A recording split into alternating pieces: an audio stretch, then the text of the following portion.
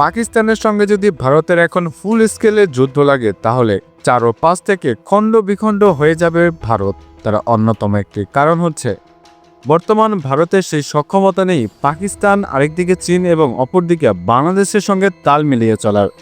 আর পাকিস্তান ও ভারতের ভিতরে বর্তমানে কী ধরনের সংঘর্ষ চলছে তা কারো কাছে অজানা নয়। তবে প্রশ্ন হচ্ছে এই মুহূর্তে যদি পাকিস্তানের সঙ্গে কোনোভাবে যদি ভারতের ফুল স্কেলে যুদ্ধ হয় তাহলে কি ঘটতে পারে।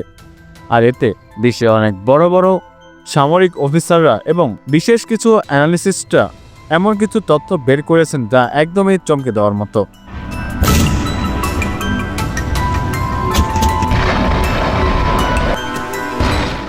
ধরুন আগামী কয়েকদিনের ভিতরে পাকিস্তানের সঙ্গে ভারতের ফুল স্কেলে যুদ্ধ লাগলো, অর্থাৎ এয়ার টু এয়ার, পানিতে, এমনকি গ্রাউন্ড লেভেলে। কিন্তু ভারতের কি সেই সক্ষমতা রয়েছে পাকিস্তানের সঙ্গে পেরে ওঠার? সত্যি কথা বলতে এর অন্যতম একটি অ্যান্সার হচ্ছে বর্তমান ভারতের সেই সক্ষমতা নেই পাকিস্তানের সঙ্গে যুদ্ধ করবে। আর ইতিমধ্যেই ভারতের যে সেনাপ্রধান রয়েছে তাকে অব্যাহতি দেওয়া হয়েছে, অর্থাৎ তাকে জোরপূর্বক পদত্যাগ করতে বলা হয়েছে এবং করেছেন তিনি। দেখুন, কোনোভাবে যদি ভারত এখন পাকিস্তানের সঙ্গে যুদ্ধ করতে চায় তাহলে 3 দিক থেকে বিপদে পড়তে হবে। এর অন্যতম একটি কারণ হচ্ছে কারণ পাকিস্তানের যে ধরনের সৈন্যরা রয়েছে তারা মারাত্মক লেভেলের ভয়ঙ্কর। তারা ভারতীয়দেরকে কী হাল করতে পারে তা কম বেশি আগে থেকে আপনারা জেনে আসছেন। তারপরও ধরুন ভারত কোনোভাবে এখানে জিতে গেল কিংবা জেতার চেষ্টা চালাচ্ছে, অপরদিকে চীন কিন্তু একটা কামড় দেওয়ার জন্য বসেই থাকবে।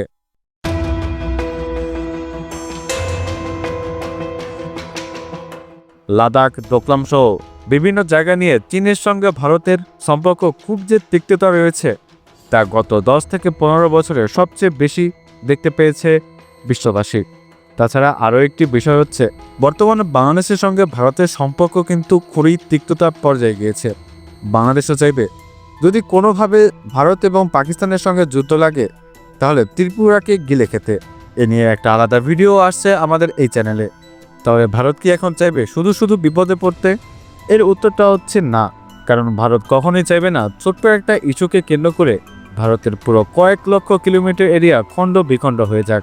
যদি পাকিস্তানের সঙ্গে ভারতের এখন এই মুহূর্তে যুদ্ধ লাগে তাহলে ভারতের পাঞ্জাব প্রদেশের যে শিখরা রয়েছে তারা ভারতের বিপক্ষে চলে যাবে এবং তারা সরাসরি অলরেডি বলে দিয়েছে যদি ভারত পাকিস্তান এই মুহূর্তে যুদ্ধ হয় তাহলে তারা অবশ্যই পাকিস্তানের সঙ্গে চলে যাবে।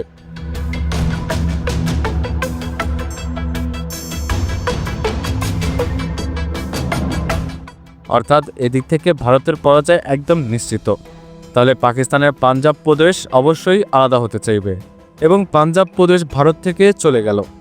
অপরদিকে জম্মু কাশ্মীরকে কেন্দ্র করে যে ধরনের অবস্থা চীনের সঙ্গে ভারতের সম্পর্ক রয়েছে সেদিক থেকে চীন কখনোই ছাড় দেবে না। আর জিও পলিটিক্যাল ইস্যুতে অবশ্যই চীন পাকিস্তানকে সাহায্য করবে, সেটা যে ধরনের পরিস্থিতি হোক না কেন। অর্থাৎ ভারতের পাঞ্জাব, লাদাখ এবং দক্ষিণ অঞ্চলের কিংবা পশ্চিম অঞ্চলের অনেক জায়গায় এখন বিচ্ছিন্নতাবাদীদের কাছে চলে যাবে। পূর্ব অঞ্চলের দিকে আসা যায়, যেমন বাংলাদেশ কিন্তু অবশ্যই চাবে চিকেন নেক দখল করতে।